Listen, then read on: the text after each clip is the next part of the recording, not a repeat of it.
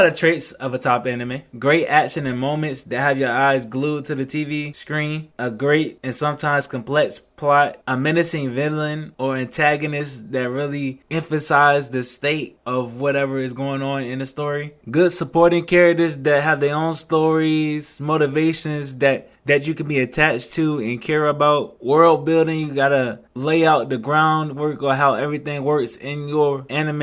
And arguably most important, a likable and compelling main character. Now you don't have to be elite at all those things to be considered a top anime of all time, but you can either be insanely good at one or two of those traits that I don't really care what you're lacking in the other traits, like a JJK or One Punch Man, or you can be good to average at most of those traits, then have 2 or 3 really good traits to elevate you, like a My Hero. The top bit for today's video. W transition. Thank you. Now, originally I dropped My Hero around season 5 when Deku first manifested Black Whoop, and it was revealed that he was going to get all the previous users' quirks, and that kind of blew me. I remember vividly thinking, so he already has a top 2 quirk of all time and is getting more help? Boo! And I turned it off. Never to be seen again. Or so the younger me thought. But as the years passed, I kept seeing people put My Hero Academia into their top 5 anime of all time. I started seeing clips of great moments that happened later in the series. And my interest was peaked. I'm not gonna lie. So I decided, what the hell? I want to start watching it to really see what all the hype was about and to see if it really was a top anime of all time, or is it just simply overhyped. So going into my rewatch, I had a couple questions that I kept in mind. One being, is it really a top anime of all time? And 2 being, now that I'm older, more mature type shit, will I still find Deku dislikable? Because in full transparency, I wasn't the biggest Deku fan. I'm still not. I was more of a All Might, Bakugo, Aizawa, Shoto, Kirishima, Ashido, Momo, Ida, Shigaraki, Dabi, really anybody but Midoriya and Toga. So when the series seemed like it was leaning way more into a Midoriya, and that's really why I dropped it. So that's why on a rewatch, I wanted to see if those same feelings still manifested. But before we get into it, cue the intro. I was born to be free.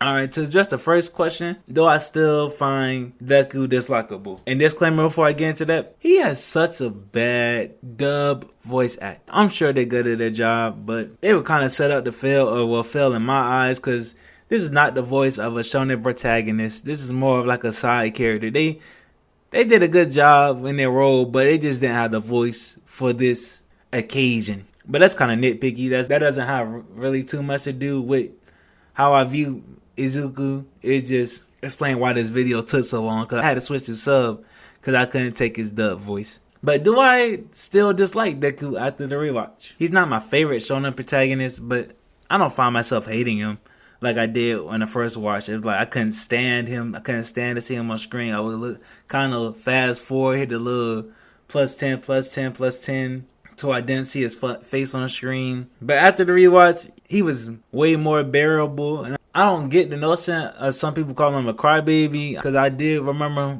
seeing stuff about him being a crybaby, so I took notes on what part of the story he cried, and was it like justified or was it like unnecessarily crying. And for the most part, it was pretty justified. It was like the moments in which he did cry, I could see somebody, or realistically somebody, crying most of the time. There was a few times where I like, yeah, I can see why he got them allegations. But a majority of his crying was like a gag. I don't know why you give the crying gag to the main protagonist, but hey, I didn't write the story. And they dropped the gag earlier into the series. Like, I think after like season 3, he doesn't really do the gag too often. So that was good. As for his character arc, it's a good character arc, but I feel like comparing it to the others, not even comparing it to other shows, just comparing it to other characters in his universe of the My Hero universe, his character arc is weak in comparison. Like Shoto, coming from an abusive household where his father obsessively pushed him to overtake All Might, and how that caused him to be jaded and hateful Then with the help of his classmates, he slowly tries to work through his trauma so he can be the person he wants to be, or endeavor, driven crazy over the pursuit of his dreams to surpass All Might, which that led to him ruining and traumatizing his family. Then when he finally accomplishes his goal of being number one,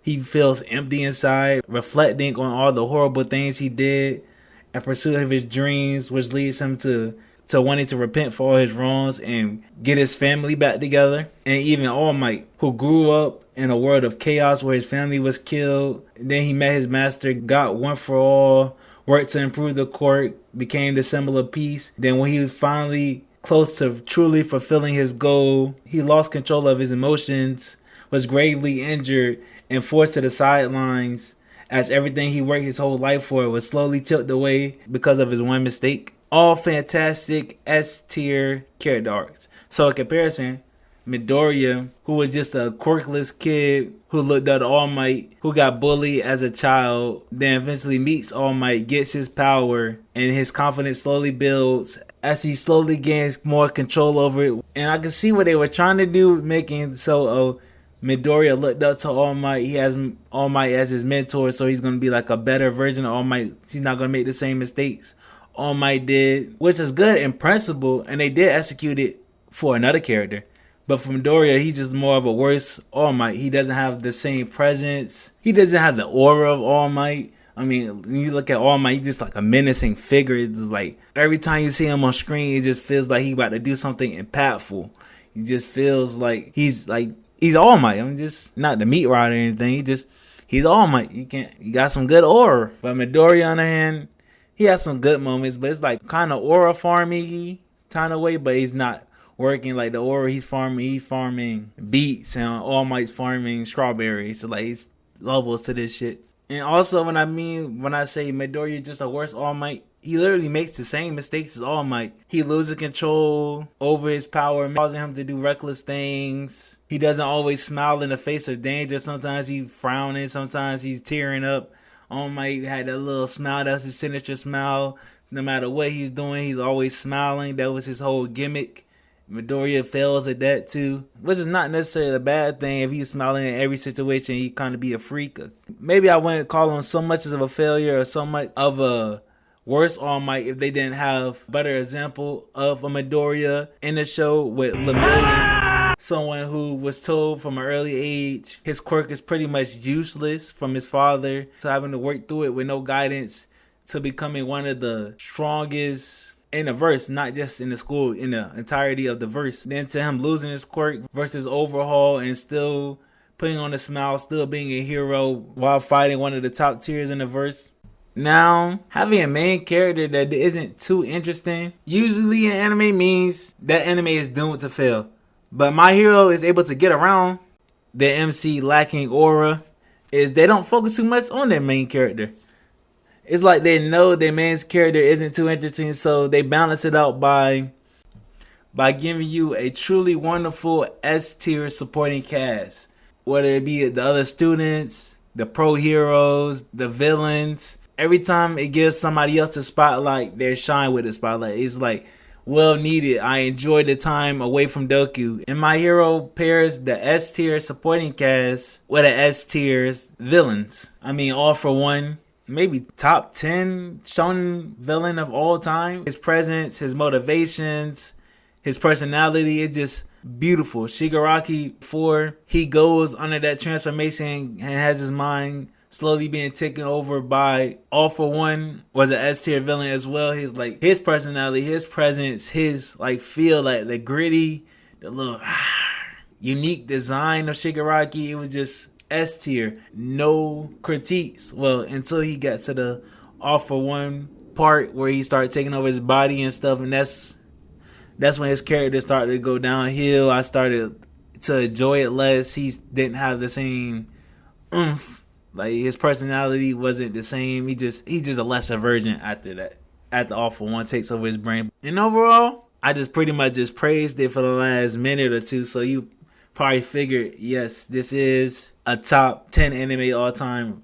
In fact, it's 8 on my list. I'm not too big on the ending of My Hero. I didn't talk about it in this video because I want to do a non-spoiler video, but I'm not going to let the ending of the series dictate how I feel about the entirety of the series. That's why I have it 8 on my top 10 list. It's a beautiful work of art, and I can't wait for the last season. I would definitely be watching the entirety of the series again after the last season. But that's all, folks. Hope you guys liked the video. If you did, hit that like button, subscribe, leave a comment on your favorite My Hero character and some other anime I can review, or you feel like it doesn't get as much shine as it needs, and have a blessed one.